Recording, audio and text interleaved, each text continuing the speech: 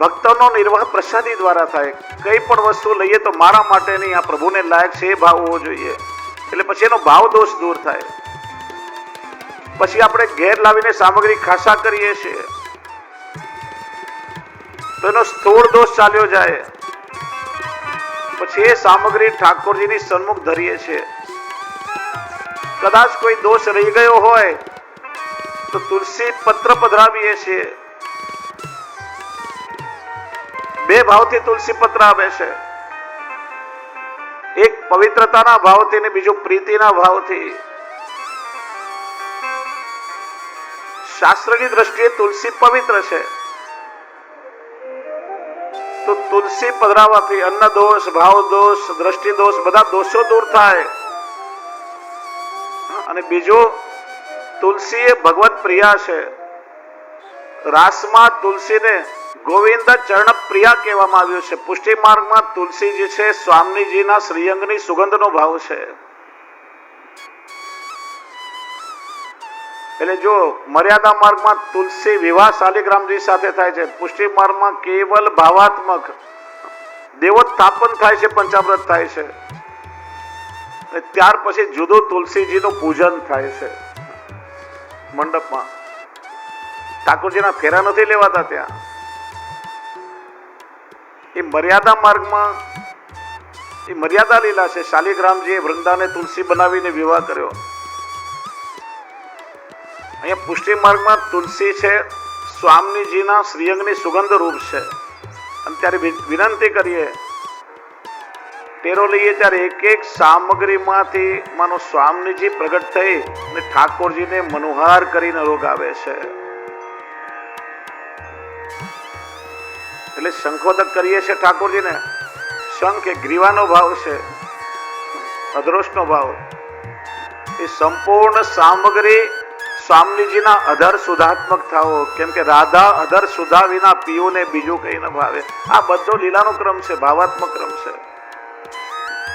આમ ભાવથી સેવા કરશો ને તો સેવા તમારી ભાવાત્મક ને રસાત્મક થશે, ત્યારે લીલાનો અનુભવ થશે. ક્રિયાત્મક કરશો ત્યાં સુધી નહીં થાય. એક એક સામગ્રી સ્વામીજી, પ્રભુ આ સામગ્રી બહુ સુંદર છે. લોકોને, અરે પ્રભુ આ સખી આપના માટે આ સામગ્રી કરી છે, જો તો કેટલી સુંદર છે, પ્રેમથી આપ સ્વીકારો. મનોહાર કરીને એક એક સામગ્રી રોગ આવે. તો જેવી રીતે સામગ્રી દોષયુક્ત હોય એમ આપણે પણ પ્રભુની લીલા સામગ્રીનો એક ભાગ છે. તો જીવ પણ દોષયુક્ત હોવો જોઈએ.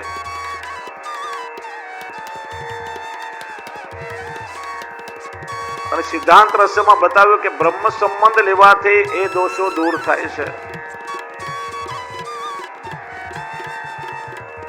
કાલના સત્રમાં થોડુંક એ બધું વિસ્તારથી બતાવીશ. સહજા દેશ કાલોત્તા સંયોગજા સ્પર્શજાશ્ચ, આ બધા દોષો દૂર થાય છે.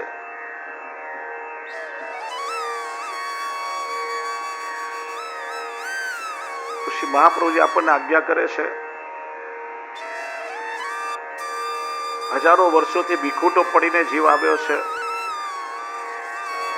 એ તાપ ક્લેશનો આનંદ થવો જોઈએ. પણ આપણે કેવા જીવ છીએ, એ તાપ ક્લેશને ભૂલી જઈએ છીએ.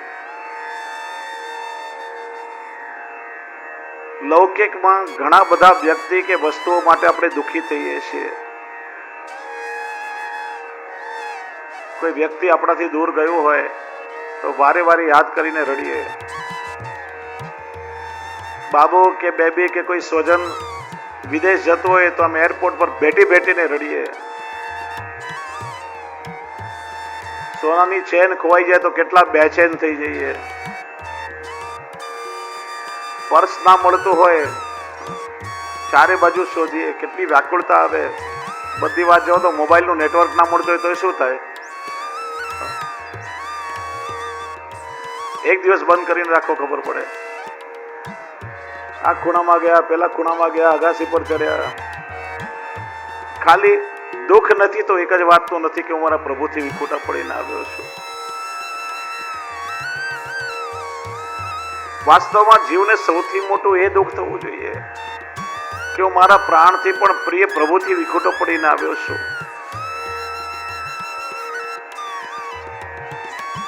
આ દુઃખ ન થાય ને સારી બાબત ના કહેવાય. ખરેખર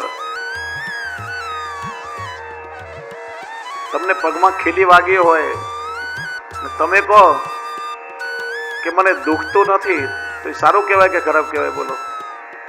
હા, ડોક્ટર શું કહેશે? આને સંવેદના નથી બિલકુલ, પગ ખોટો પડી ગયો છે, ગેંગ્રીન થઈ ગયું છે. એમ ઠાકોરજીથી વિખૂટા પડવાનું દુઃખ જો ના હોય ને તો સમજો કે તમારા હૃદયમાં ગેંગ્રીન થઈ ગયું છે, સંવેદનાઓ ગુમાવી છે તમે. આપણું હૃદય ભગવાન પ્રત્યેની બધી સંવેદના ચૂકી ગયું છે. કામ, ક્રોધ, લોભ જેવા દોષો હોય ને તો એ સામાન્ય દોષ છે, બહુ મોટા દોષ નથી. અરે સેવામાં હાથ પવિત્ર કરીએ તો ભગવત કૃપાથી એ દૂર થઈ જાય ક્ષણ માત્રમાં. સૌથી મોટો આપણો દોષ જ એ છે કે પ્રભુથી વિખૂટા પડીને આવ્યા ને છતાં એનું દુઃખ આપણને નથી. આજની ભાષામાં કહું, કારણ કે લોકોને વધારે સરળતાથી સમજાય.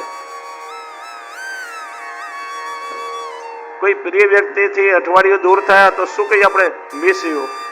એકબીજાને મિસ કરતા હોઈએ. ક્યારે ઠાકોરજીને મિસ કરો છો ખરા? પ્રભુને ક્યારે વિનંતી કરી, પ્રભુ I miss you very much? ઠાકોરજીને ક્યારે નહીં.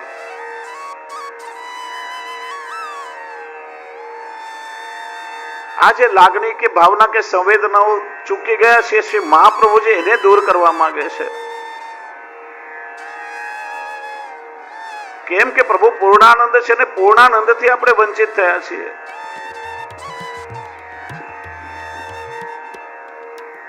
એ કૃપા કરવા શ્રી મહાપ્રભુજી માંગે છે.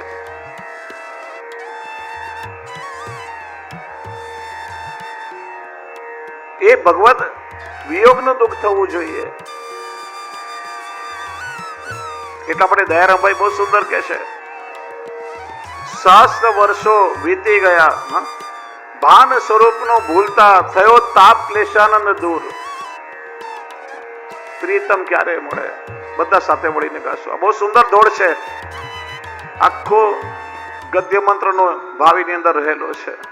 એટલા માટે આપણે તાપ ક્લેશાનંદ કહીએ છીએ. પુષ્ટિમાર્ગમાં કેવું નેગેટિવ વર્ડ જ નહીં મળે તમને, કોઈ નકારાત્મકતા નથી. લૌકિકમાં ક્લેશ એટલે તો ખરાબ કહેવાય ને, પણ એ તો તાપ ક્લેશનો પણ આનંદ છે. કેમ કે પ્રભુના માટે તાપ થઈ રહ્યો છે. શ્રી મહાપ્રભુજી ચિંતામાં હતા. દોષોથી ભરેલો જીવ પૂર્ણાનંદ પ્રભુની સન્મુખ કેવી રીતે કરવું? અંતઃકરણ પ્રબોધમાં કહ્યું ને, અંતઃકરણ મદવાક્યમ સાવધાન તયા શૃણુ કૃષ્ણાત પરમ નાસ્તિ દૈવમ વસ્તુતો દોષ વર્જિત. અરે બ્રહ્મ નિર્દોષ છે, તો દોષયુક્ત જીવને કેવી રીતે હું પ્રભુને સમર્પણ કરાવું? ઝારખંડમાં બિરાજતા હતા, ત્યાં આજ્ઞા થઈ મને પ્રગટ કરાવો. શ્રી મહાપ્રભુજી ગોકુલ પધાર્યા છે. અધૂરી પરિક્રમા છોડી સીધા ગોકુલ પધાર્યા. પેલા મથુરા પધાર્યા, ઉજાગર ચોબેને ગોર બનાવ્યા, ઠકરાણી ઘાટ પર પધાર્યા. શ્રી વલ્લભ તો લીલાના સાક્ષી સ્વરૂપ છે, બધું જ જાણે છે, પણ એ સમયે બધા સ્થાનો લુપ્ત થયા હતા. પૂછ્યું, અરે દમલા, सारस्वत कल्प में यहाँ गोविंद घाट और ठकुरानी घाट थे, वह स्थान कौन सो भयगो? ये समय न तो गोकुल गाम કે નથી કોઈ સૃષ્ટિ, કેવલ યમુનાજીનો જલ પ્રવાહ ને ચારે તરફ હરી ભરી બંધાઈ. માનો શ્રી મહાપ્રભુજીનો પ્રશ્ન યમુનાજીએ સાંભળ્યો હોય. સ્વયં શ્રી યમુના મહારાણીજી પ્રગટ થયા. અનંત કમલના પુષ્પો ખીલ્યા, એક એક કમલ પર ચરણ પધરાવતા સન્મુખ પ્રગટ થયા. આજ્ઞા કરી, શ્રી વલ્લભ આપ જ્યાં ઠાળા છો ત્યાંથી રાવલ સુધીની હદ છે, ઠકુરાની ઘાટ છે, નહીંથી ગોવિંદ સુધી, આપણે માવન સુધીની જે હદ છે ગોવિંદ ઘાટ છે. અને સમય શ્રી મહાપ્રભુજીએ યમુનાષ્ટક સ્તોત્ર દ્વારા યમુનાજીની સ્તુતિ કરી છે. ત્યારે ત્યાં બ્રહ્મ છોકરના વૃક્ષ નીચે શ્રી મહાપ્રભુજી બિરાજ્યા છે.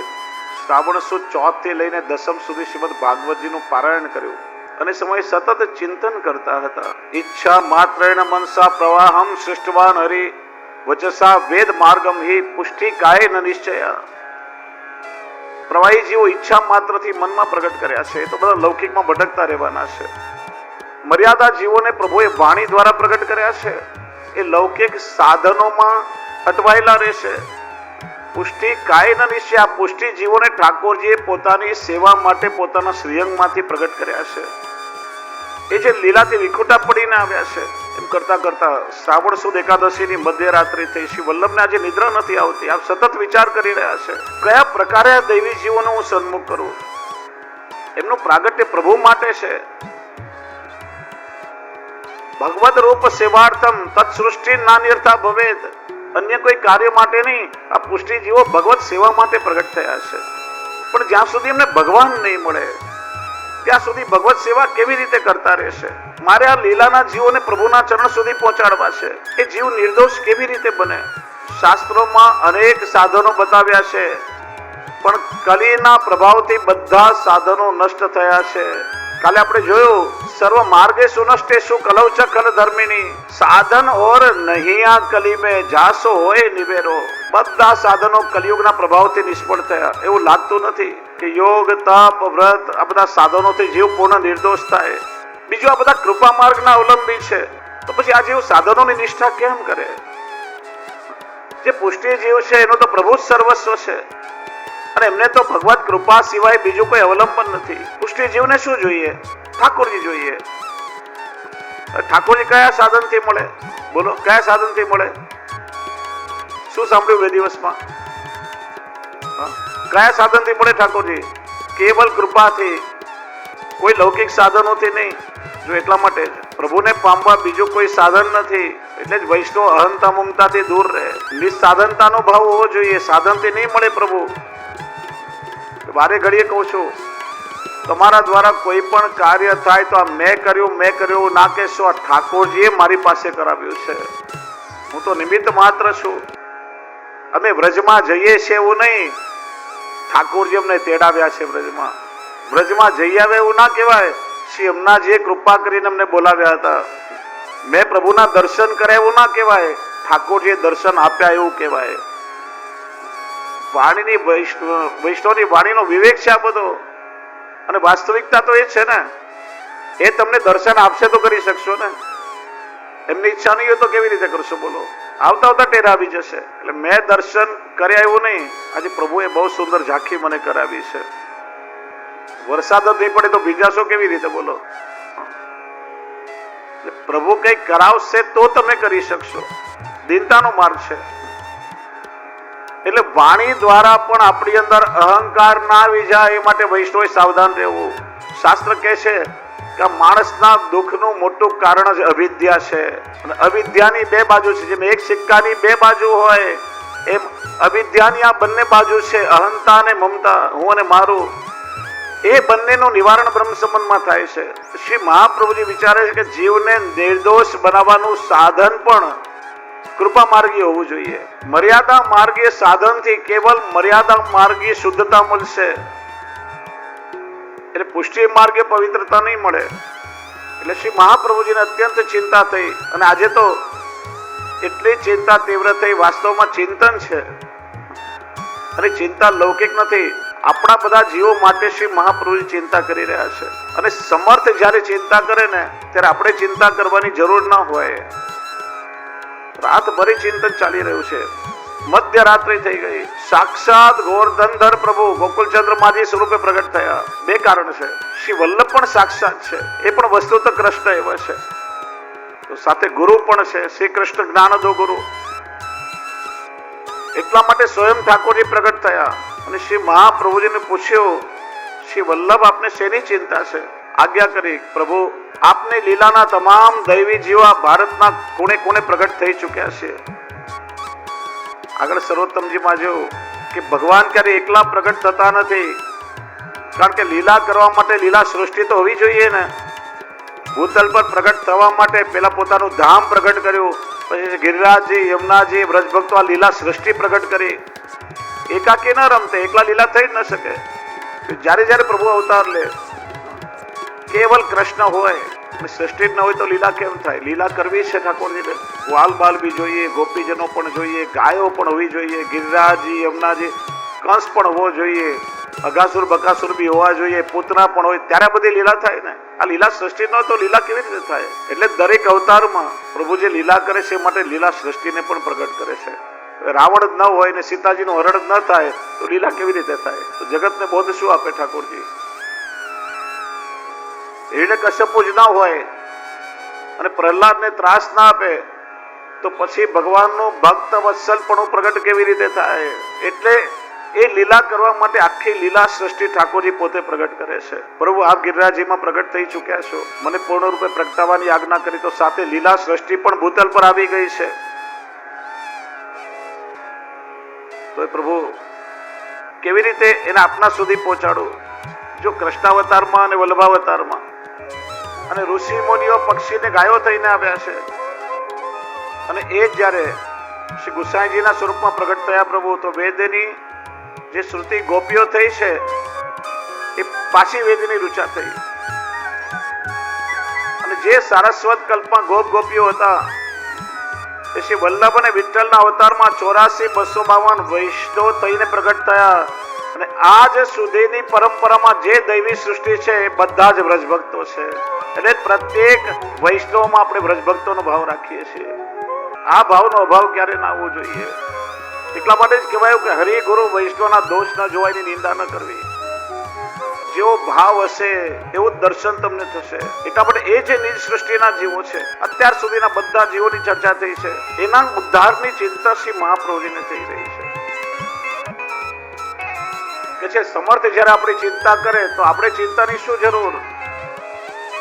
શ્રી ગુસાઈજી પ્રભુચરણનું વચનામૃત છે કે અમારા તાત ચરણ શ્રી મહાપ્રભુજીએ જ્યારથી અષ્ટાક્ષર મહામંત્રનું દાન અમને કર્યું છે, ત્યારથી આલોકમાં અને પરલોકમાં અમને નિશ્ચિતતા છે.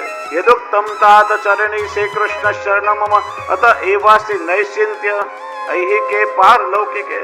હવે મારે ચિંતા કરવાનું કે કારણ નથી. એટલે જ્યારે લૌકિક વસ્તુ માટે આપણે ચિંતા કરીએ છીએ ને, ત્યારે સર્વ સમર્થ પ્રભુ પર આપણે અવિશ્વાસ કરીએ છીએ. લૌકિકમાં ચિંતા કરી અને માનો આપણે એક પ્રકારે પ્રભુનો અપરાધ કરીએ છીએ. ભગવાનને મારી પડી નથી તો તું લૌકિકમાં કોઈને પડી છે તારી? અરે તમારી પડી છે તો કેવલ એને પડી છે, બીજા કોઈને નથી પડી. એ ચિંતા કરી રહ્યો છે. મહાભારતનો એક બહુ સુંદર પ્રસંગ છે. ભીષ્મ પિતામહે કહ્યું કે આવતીકાલે હું રણના મેદાનમાં ઉતરીશ અને એવું ભયંકર યુદ્ધ કરીશ કે પાર્થને અર્જુનને બચાવવા માટે કૃષ્ણને પણ શસ્ત્ર લેવું પડશે.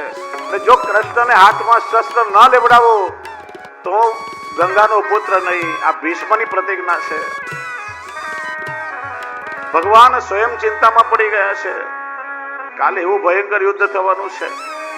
અર્જુનની છાવણીમાં બધા ચર્ચા કરી રહ્યા છે. એવો કળભળાટ પછી ગયો. ભીષ્મએ પ્રતિજ્ઞા કરી છે. બધા યોદ્ધાઓ ભેગા થઈને વિચારવા લાગ્યા કે અર્જુનની રક્ષા કરવા આપણે શું કરવું, કયા પ્રકારના વ્યૂહની રચના કરીએ. મોડી રાત સુધી ચર્ચા ચાલી છે. કોણ કયા વ્યૂહમાં કયા સ્થાન પર ઉભો રહે, ભીષ્મ પિતામહના બાણોથી અર્જુનને કેવી રીતે બચાવીએ.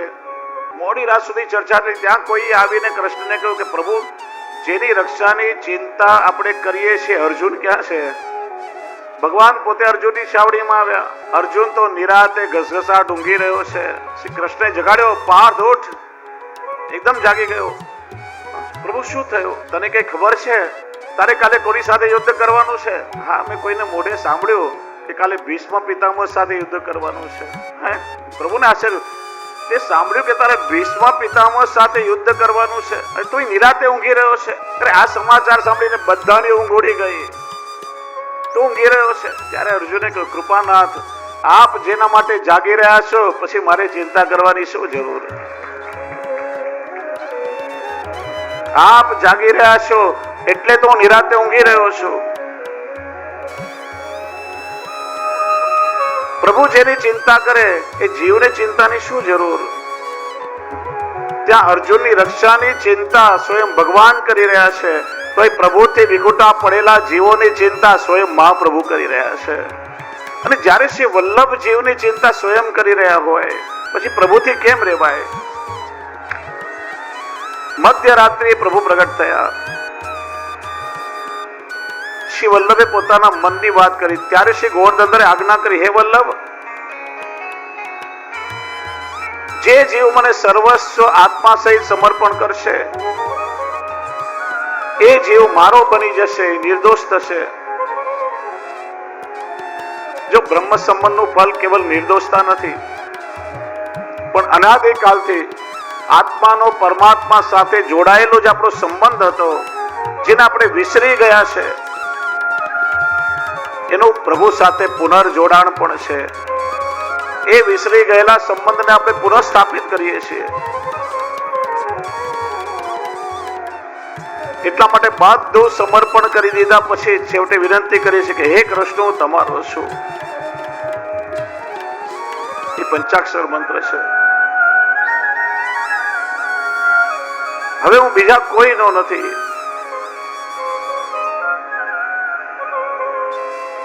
પ્રભુ એ જીવનું ગ્રહણ કરે ત્યારે જીવ નિર્દોષ બને છે.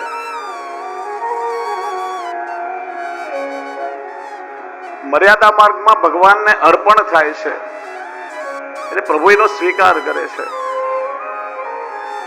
ત્યારે પુષ્ટિ માર્ગમાં કેવલ અર્પણ નહીં, ભાવ સહિત સમર્પણ થાય છે એટલે ઠાકોરજીને અંગીકાર કરે છે. એટલે માનો સંપૂર્ણ રૂપે ઠાકોરજીને પોતાનું બનાવી લે છે, એને ભગવદ રૂપમાં પ્રાપ્ત થાય છે. આ ચર્ચા કથામાં ઘણી વાર થઈ છે. અંબરીશ રાજાનું ચરિત્ર જુઓ. એકાદશીનું વ્રત કર્યું હતું. દુર્વાસા ઋષિ આવ્યા. બહુ સૂક્ષ્મ બતાવું છું. બ્રાહ્મણ ભોજનની વિનંતી કરી. ઋષિ સ્નાન કરવા ગયા, ધ્યાનમાં લીન થયા. સમય વીતવા લાગ્યો. દ્વાદશી એક ઘડી બાકી રહી.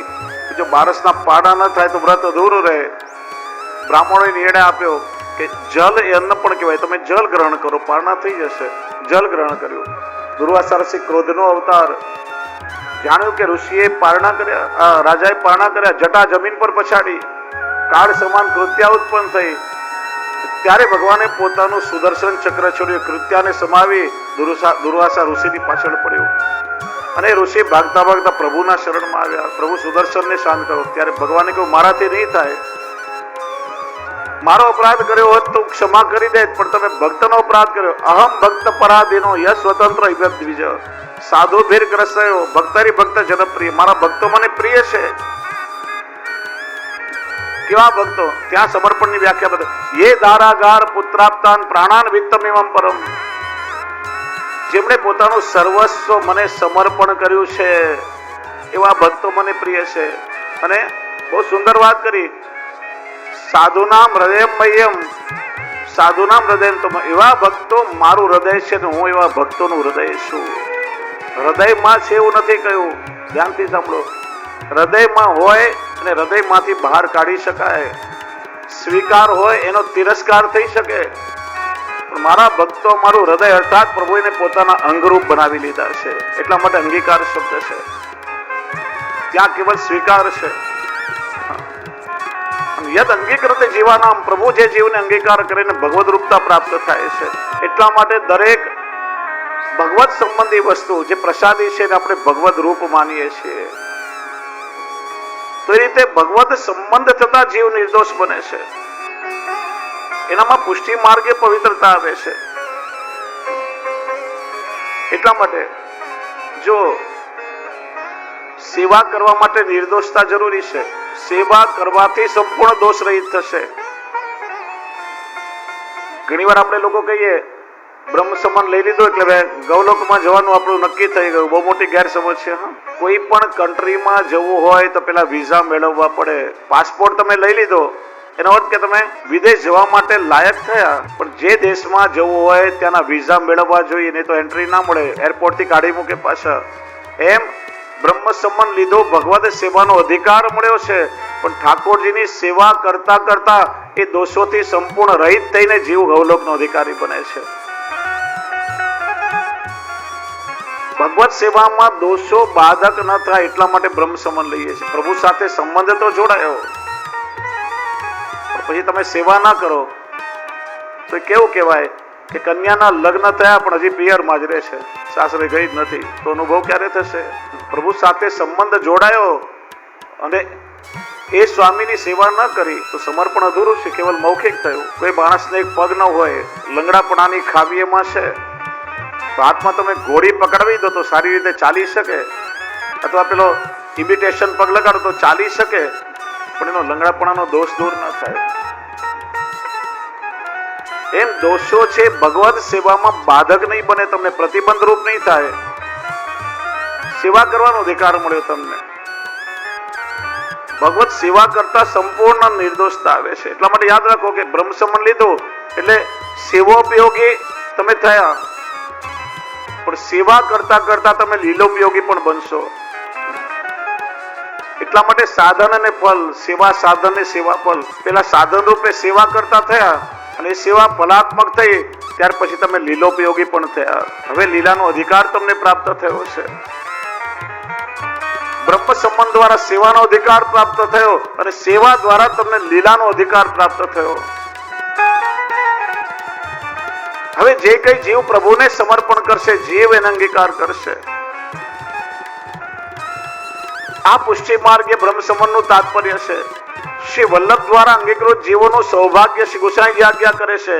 પ્રાદુર્ભૂતેન ભૂમૌ વ્રજપતિ ચરણાંબોજ સેવા વર્મ પ્રાગટ્યમ યત કૃતંતે તદોત નિજ કૃતે શ્રી હુતા શોતિ મન્યે.